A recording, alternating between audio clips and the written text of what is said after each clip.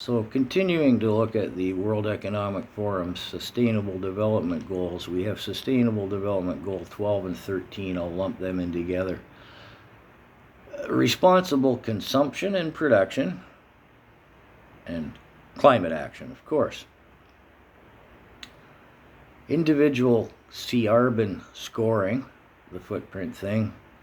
Behavioral nudging, I'll come back to that. And rationing of food, it's right in there. And they talk about it again. 2,000 calories a day, and the protein source will be dictated by them. Again, think Bill Gates and his laboratories and crickets. Yeah, they define the protein sources that are acceptable. Moving back to behavioral nudging, in Canada we got our first BIT nudge unit in Behavioral Insight Team nudge unit in 2017, and now we have the IIU working right in the Privy Council in Ottawa. So we're not talking tomorrow, we're talking yesterday. Anyways, moving on. Sustainable Development Goals 14 and 15 lumped together. Protect life below water and on land. Sounds noble. Initiate land seizures and resource lockdown policies.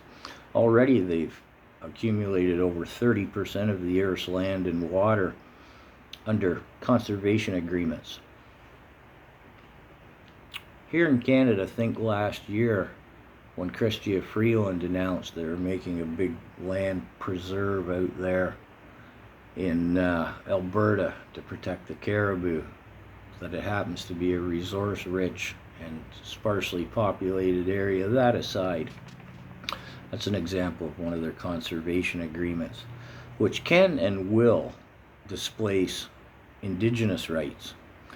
You're Indigenous in Canada and you say, no, that's our land, we have a treaty right, goes back with the Canadian government. Sorry, I guess you didn't pick up on the fact that this is now international law, binding international law that supersedes sovereign territory rights, the country, yet alone you poor Indigenous fellow you. This restricts farming, hunting, fishing, homesteading, even entering. It's all in the name of planetary health. I'll see if I can get through the next two in the allotted time. Sustainable Development Goal 16. Peace, justice, and strong institutions. Key part there, strong institutions.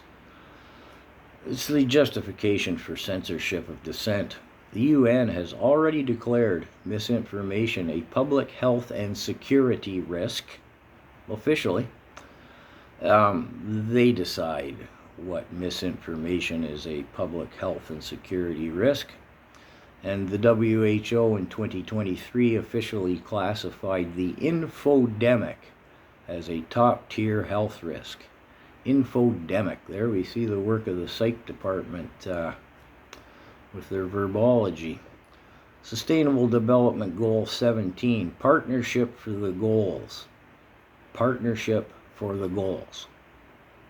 What goals? Read it.